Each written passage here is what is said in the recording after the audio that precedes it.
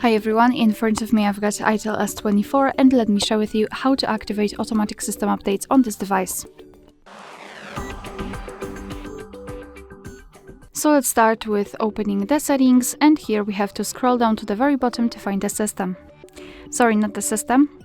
It will be, this is the later step. So first of all, my phone, scroll and find build number and keep tapping on it until you'll see that you're in the developer mode. Now you can go back, scroll down to the very bottom and enter the system. Here let's enter developer options, and now all we have to do is to scroll down just a little bit to find this option, automatic system updates, and tap on the switcher to turn this option on. So from now on your device is allowed to apply the updates whenever it will be restarted. Of course, you can turn this option off just by tapping on the switcher again. Alright, so that will be all. Thank you so much for watching. Please hit the subscribe button and leave the thumbs up.